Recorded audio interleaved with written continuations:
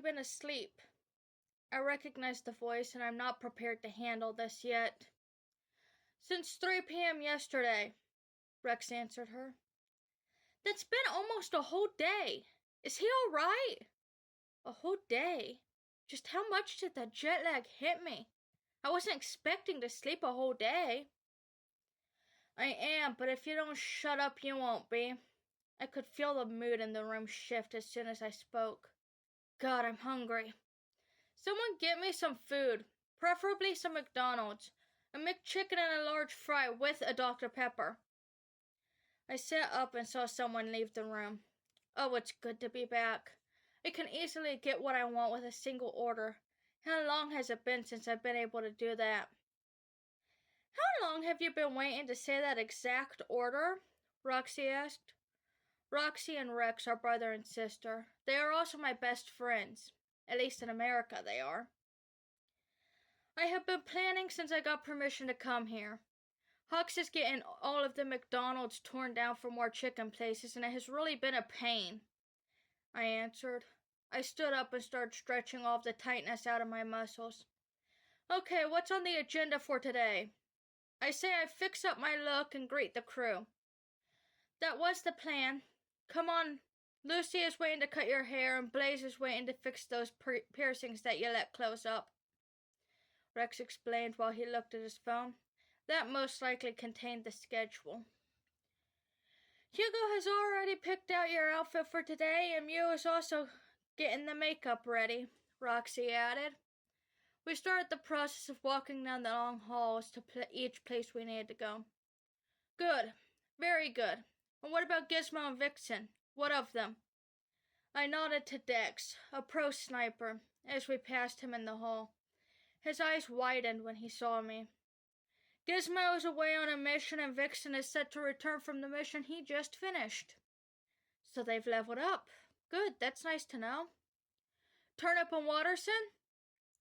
I haven't seen those two yet. Dad would have told me if they were on a mission. And when they aren't on a mission, they would usually be right outside my bedroom door. KIA and has retired.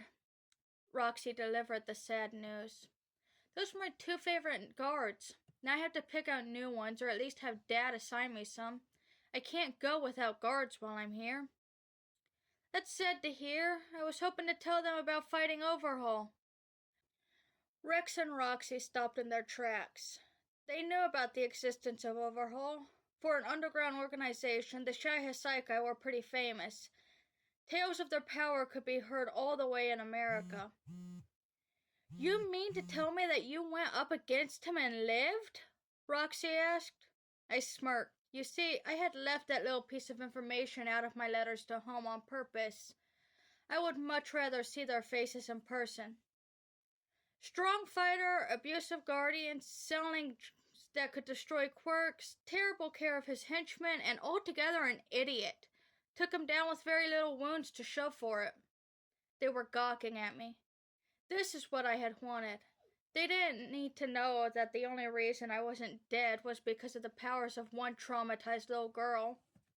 Does your father know? Rex asked. Does his father know what? Dad is home? That's shocking.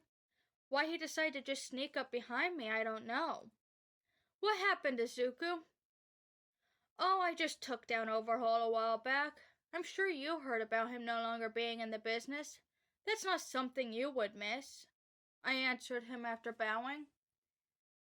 That's my boy. I knew you weren't wasting that power. However, I am appalled that your mother let you leave the house with that hair. Go get it cut.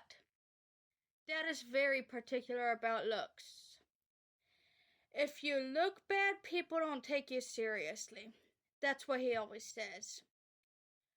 We were just on our way to do that very thing, sir, Rex informed Dad. Good. Now say it with me. He gave us a moment to get ready. The 3 of us knew exactly what he wanted us to say.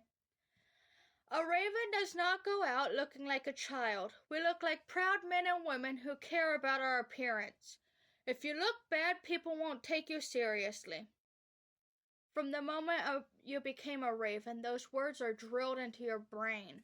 So basically from the moment I could talk, I learned those words. The Ravens.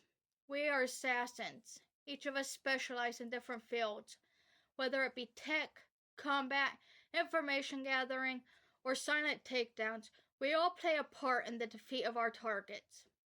My dad is the leader of the Ravens, and I am his successor. While I was in Japan and training to be a hero, I was also training to take over as the leader of the Ravens. No one in Japan, except for my mom, of course, knows about this. Not even Kachan knew. He knew my father worked in America and made a lot of money, but he never knew what it was Dad did. Very good. Run along now. I'm sure you all have plans. Just be sure to be home before midnight. Another important rule. Unless you are part of a mission or part of the night watch, you are to be in by midnight, or at the very least check in. If you don't, then it's a mark against your record. Too many and you are out. However, if you haven't checked in after so long, then you are assumed rogue. Yes, Dad, we know. And when have I ever shown up after midnight? I asked with a smile. You know, Izu, you remind me a lot of myself. You are going to be a fine leader someday. He ruffled my hair and then scowled. Seriously, what is that? He walked off grumbling about how I looked like a child and not a man. We better get this fixed. I'd rather not be kicked out just because I needed to blend in. Come on. The other two agreed and pulled me into Lucy's room. Lucy's an expert in disguises, especially when it comes to hair. She can make anyone look good and respectable while also maintaining a very intimidating aura. Dad loves how she can do that, and so do I. Good evening, Suki. What would you like? She asked me when we walked into her room. She turned down the music she was playing and cleared off a chair for me. Need you ask? I haven't been gone for too long. You can't have forgotten. She laughed and grabbed the clippers, scissors, and a comb. Then with her fourth arm, she put a cloth around my neck. 4 hands that allow her to do what she needs without leaving the sight of her customer. Gosh, what were you thinking? Did you really think your father would approve of this mop? Everyone is just flaming my hair right now. It can't have been that bad, could it? I get it's a bit boyish, but it was a disguise. After what felt like forever, she finally finished. Perfect. I look presentable. But I still have my own style, I added. Lucy once again did a great job. My curls are more tame and the sides are shorter. And she even shaved the back to give me somewhat of an undercut. Amazing work, Lucy. This is why you're the only one allowed to mess with my hair when I'm in America, I say after checking the results in the mirror. That'll be $32.50. What did she just say? Pay? I'm just kidding. I'd never have you pay me. Though I should for that mess. I get it. I looked awful. Even I complained to Mom. It was annoying. I grumbled. Then my stomach decided to growl. Where's my sandwich? I was supposed to have a sandwich by now. I think Pudgy got lost, Rex answered with a shrug. Oh well, closed piercings and your face will be getting dressed next. The visit with Hugo was easy. Since she had already planned out the outfit, all he had to do was get me the right size. He also took my measurements so he could get me a new wardrobe while I was here. Once done with him, we made our way to Mew, and then to Blaze. Blaze, my man, how's it been? You never call, I said while I walked into his room. I've been great. Got promoted to chief of the department last year, he said. I knew you could do it. Now how about fixing me up real nice? Had to let the holes close to fit in. I sat in the chair and watched as he grabbed a tray with a few different studs. Would be my pleasure, buddy. Now what ring do you want? I pointed to the black ones. I knew it. Blaze got the gems in and even offered to do some tattoos for me. I declined for today, though I did accept the offer for a tongue piercing. I've always wanted one. That sandwich will have to wait now. Smile for the camera, pretty boy, Roxy said. She flung her arm over my shoulder and Rex squatted in front of us with his phone outstretched for a selfie.